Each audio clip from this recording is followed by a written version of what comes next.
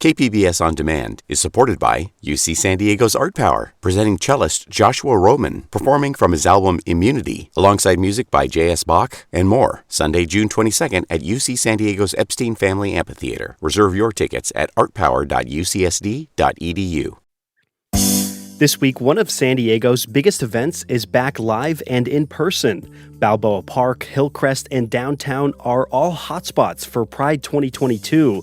We're talking about the meaning of getting everyone back together after 3 years apart and the work that's being done to keep the party safe. I'm Matt Hoffman, and this is KPBS Roundtable.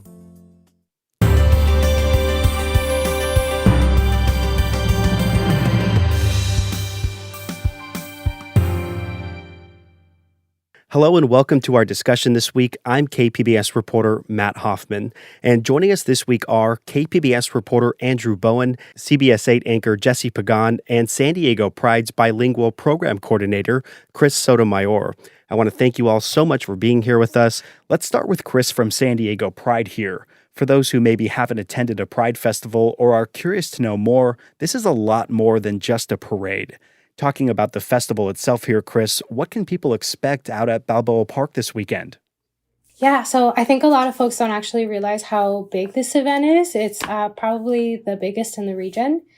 So we are expecting a good number of folks. So number one, come ready for crowds. Number two, please come ready for weather and come comfortable.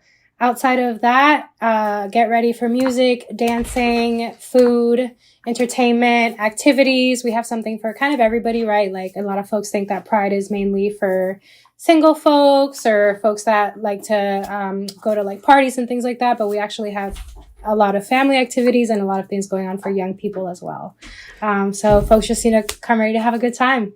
It sounds like a lot of fun to be had for all. And we have Jesse Pagan here, and he recently reported on the history of Hillcrest and how the Pride Parade is a big part of that history. We're going to dive more into that in just a bit. But Chris, as far as basics of the parade, what should people know about that? Yeah, so parking is tough. So please check out our website, sdpride.org. We have a lot of no-cost parking options for the community.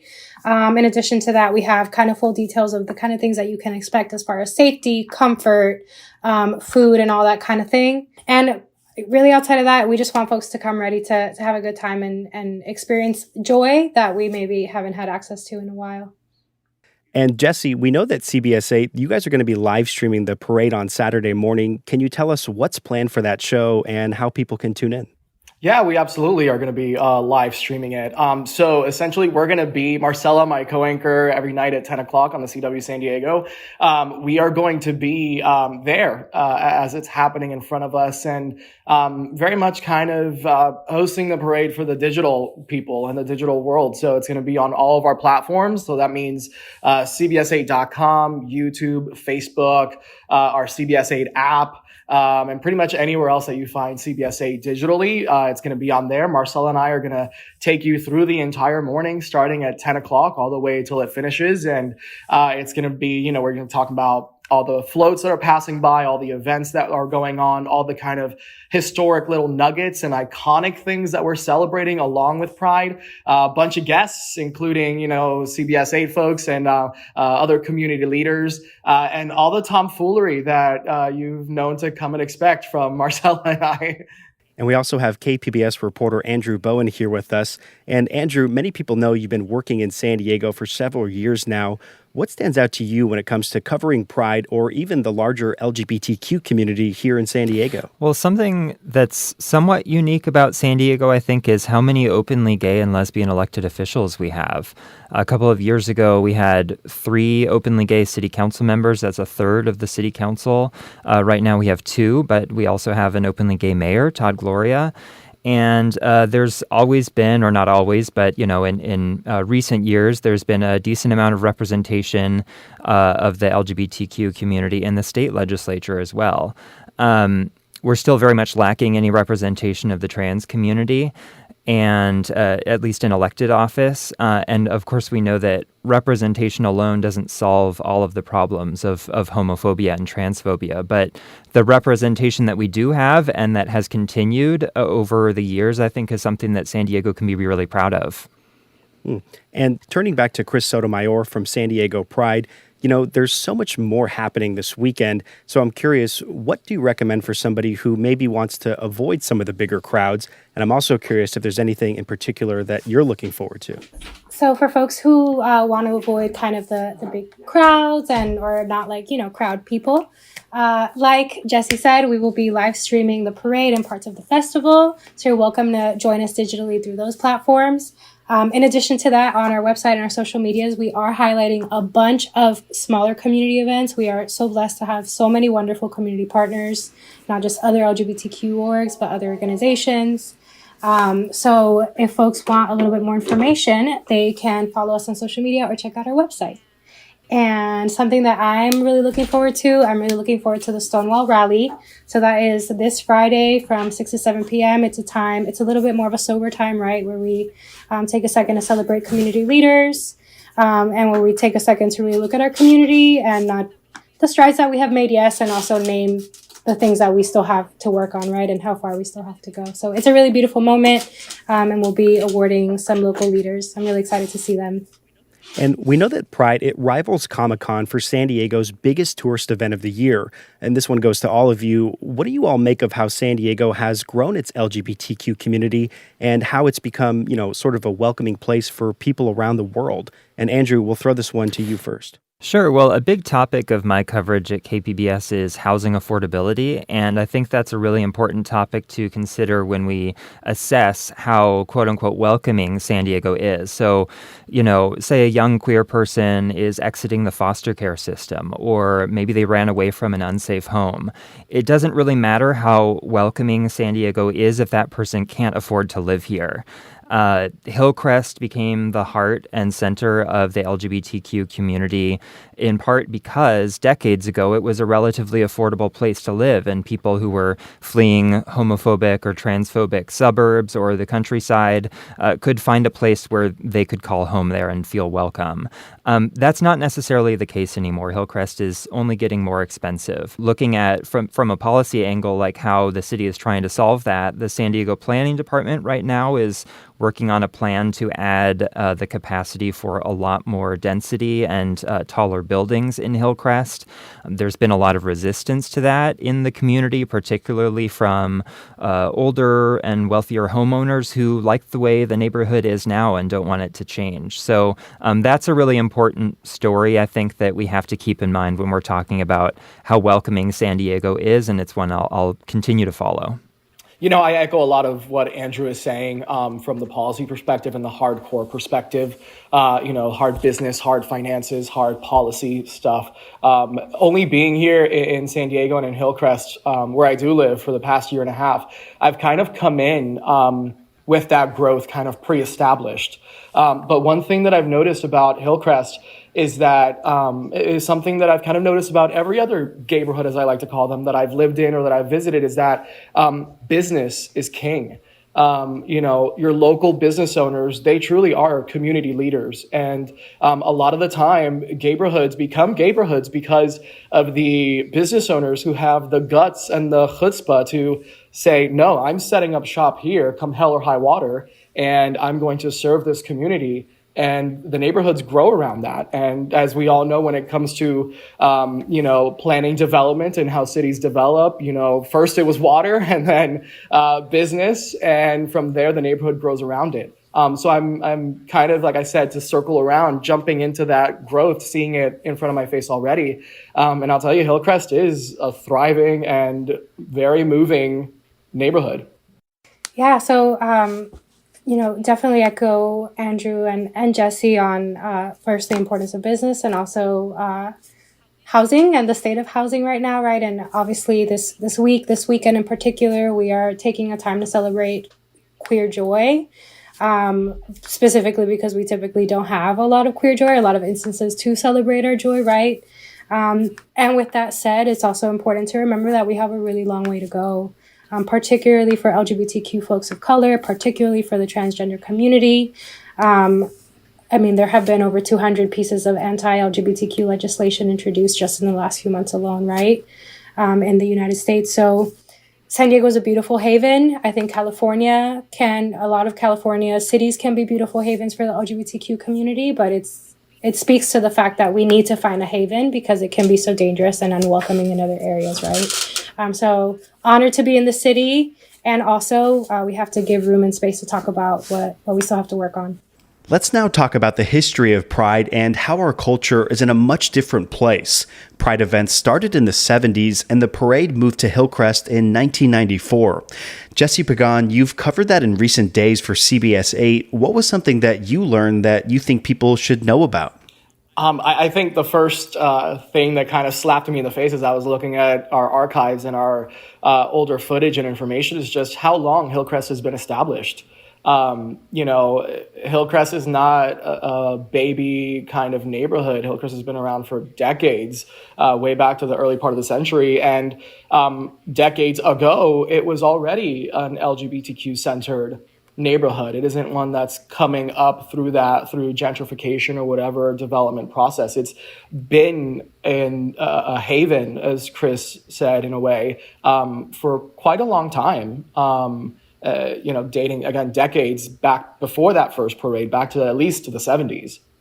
And you sort of alluded to it a little bit, but all that archive material that you guys have over there at KFMB, it really helps tell the story. How did your team dig all that up and decide, what you wanted to use or not want to use? I would love to say that there's this shiny big bank vault somewhere in the KFMB station building with just these really old school tapes. There's no vault, but there is a ton of old school tapes. I mean, KFMB, we were one of the first media enterprises in San Diego. We signed on way back in 1949. So naturally with that, we just have tons and tons of archive video of whatever it may be, which, as a lot of people might know, we've been showing off through our News 8 throwbacks. So the way we came around to this idea of looking back at Hillcrest specifically was throughout those decades, we've had series that just focused on San Diego neighborhoods and showing that off. I mean, we had, Then and Now was a 1980s series that did just that and compared neighborhoods from 1980 to what they looked like decades ago. Before then, we had the Our Town series with the great, Doug Oliver and Connie Healy as well, jumping around there back in the 70s and the 80s as well. So we have all these pieces that focus specifically on our different neighborhoods. And just recently we did a Then and Now kind of full circle moment on a lot of neighborhoods, but we didn't do Hillcrest there. And I was like, let's look at Hillcrest. Let's see what we've got, archival footage of Hillcrest. And we found some things. One was from the 1990s, which I was kind of surprised to see that it looked somewhat similar to what it does now. And then before then, it was way back in the 70s, which of course looked a lot different. So we kind of took those previous stories as our kind of guide. And we said, if they have a shot of, University and 6, let's go put the camera there today at the same angle and see the differences. And so that's kind of what we based it off of. Yeah, and if you haven't seen it, you have to go check out Jesse's story. But turning now back to Andrew Bowen from KPBS News, you mentioned a little bit earlier, you talked about Mayor Todd Gloria, and he recently attended a Pride celebration at the White House. Has Gloria said much about how important it is for him to have this representation in the LGBTQ community? It's not something he talks about every day, but the times that I've asked him about it, I think he definitely understands the symbolic importance of his ascension to the mayor's office and the fact that San Diego has an openly gay mayor. And by the way, he's not just openly gay. Of course, he is part Puerto Rican, part Filipino, part Dutch, and he's an enrolled tribal member. He's probably one of the most prominent elected officials in the country. He's part of the Tlingit tribe native to Alaska. Gloria has had to deal with homophobia on the campaign trail. There were some really egregiously misleading attack ads that went out over his support for a state bill in 2020. That's something I covered at the time. A few years ago, there were some stories of San Diego police officers that were using a very offensive and homophobic nickname for him.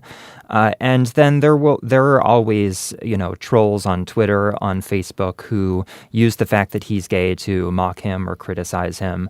It's not to say every criticism of him is because he's gay, but a lot of people kind of lean into that homophobia, which is unfortunate. And so I think that just illustrates how even in San Diego in 2022, there's a lot of work to do. As Chris kind of alluded to, we have not yet purged homophobia from our society. And Chris, we know that you do a lot of intersectional work as Pride's bilingual program coordinator. I'm curious, what drew you to focusing your work efforts on connecting with young people and Spanish speakers?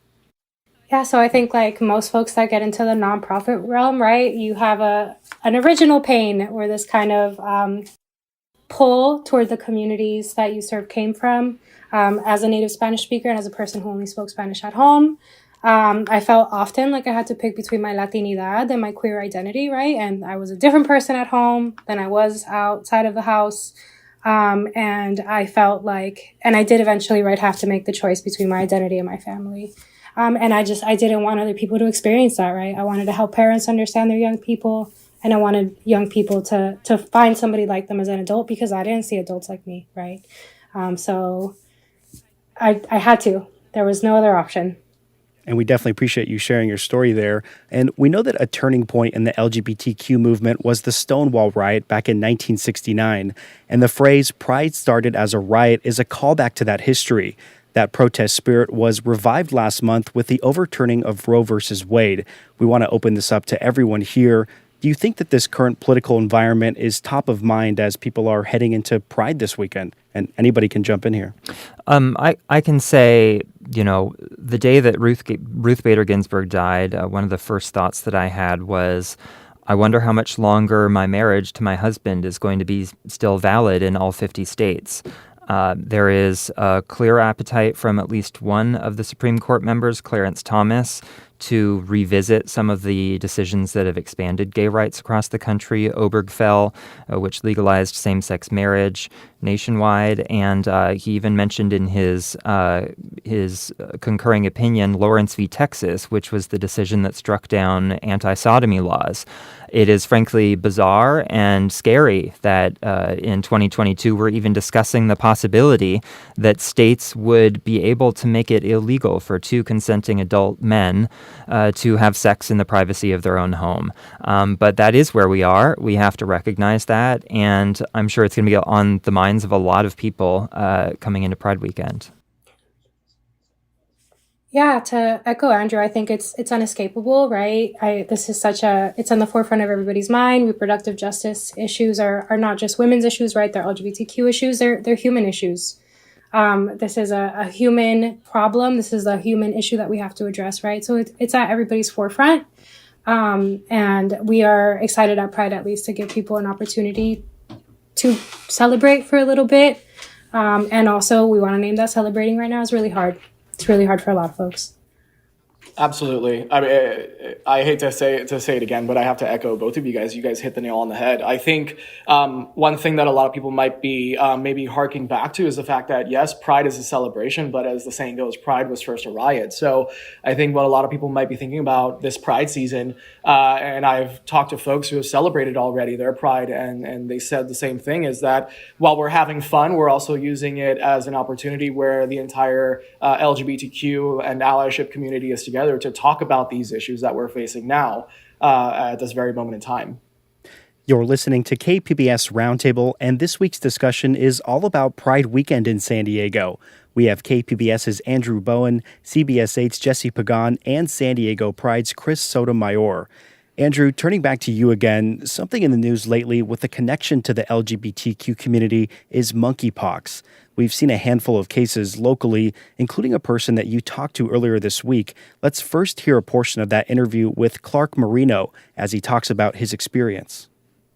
The testing apparatus and getting me in, although it worked very well for me, I was the only case that day that I'm aware of. It took a lot of effort from a lot of people to get one person tested. And so I am afraid that if there are multiple cases, that the process is not streamlined enough. I know that vaccines are sort of controlled by the federal government, so it's really hard there. But one of the things that we could definitely do is try and get testing locally. The fact that it took me close to 5 days to get my results back, and given that that can be as long as it takes for the virus to appear in other people, and then the vaccine's too late, they should try and get it down here as soon as possible. Our listeners can hear that full interview on KPBS's San Diego News Now podcast. Andrew, why did Clark want to get his story out there, and what was your takeaway from his story? I think he wants his community, our community, to be prepared for what will very possibly be a surge in monkeypox cases over the next weeks and months. And before I go any further, I just want to explain for anyone who's listening that monkeypox is a lot less contagious than COVID. It's a lot less deadly than COVID, so that's something to be grateful for. And it primarily spreads from skin-to-skin contact. It can also be spread by sharing clothing or bedding, or even extended face-to-face contact or kissing if somebody has sores in their throat. But something that we've seen in other cities that had Pride events a few weeks ago, San Francisco, New York, are that they're seeing their case counts rise as more people are coming into close contact with each other, both sexual and non-sexual contact.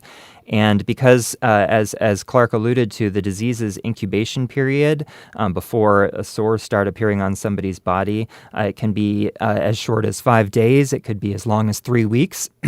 And so it might take a few weeks for us to understand just how much this illness is spreading right now, how much it's going to be spreading in a couple weeks.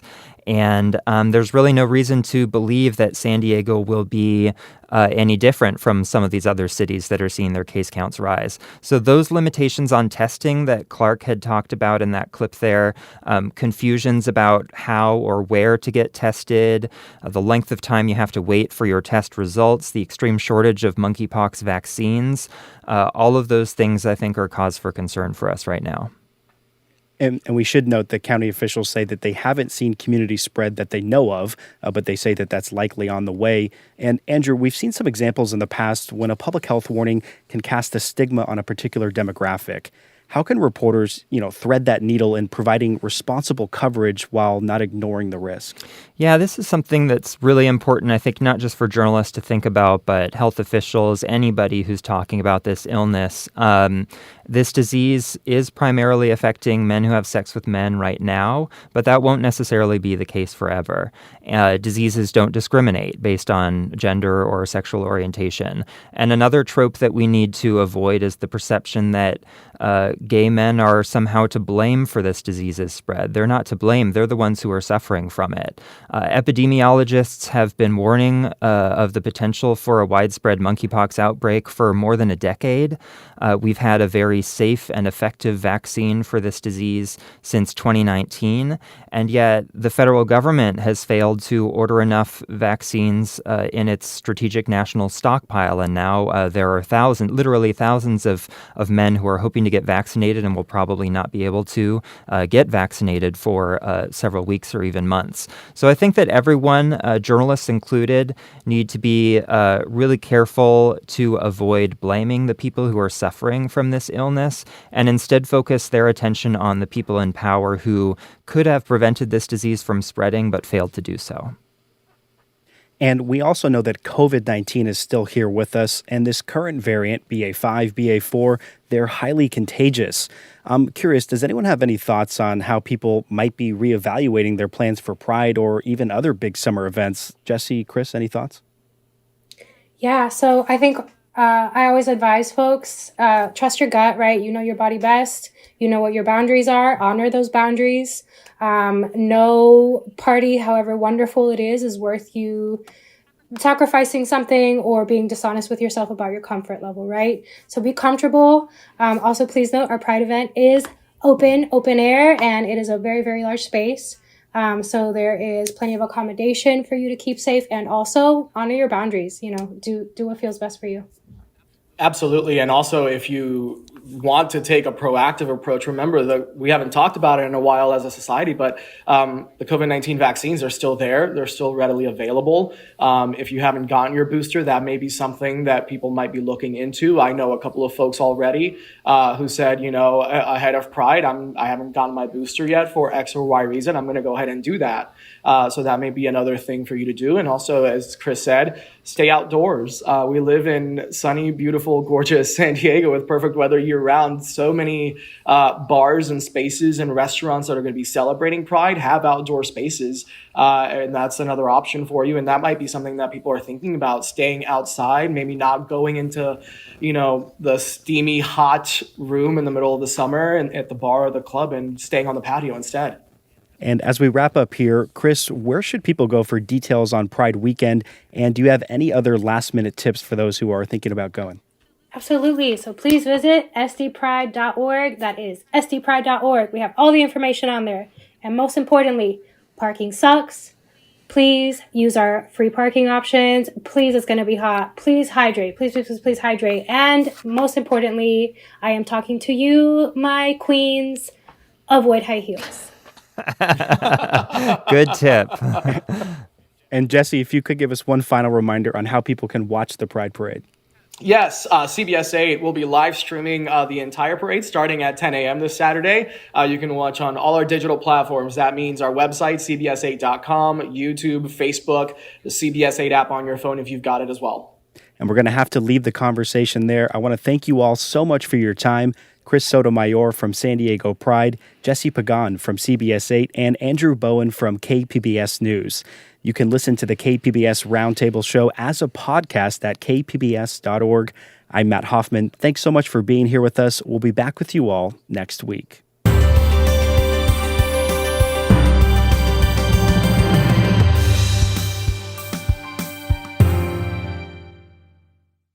KPBS On Demand is supported by UC San Diego's Art Power, presenting cellist Joshua Roman, performing from his album Immunity, alongside music by J.S. Bach and more, Sunday, June 22nd at UC San Diego's Epstein Family Amphitheater. Reserve your tickets at artpower.ucsd.edu.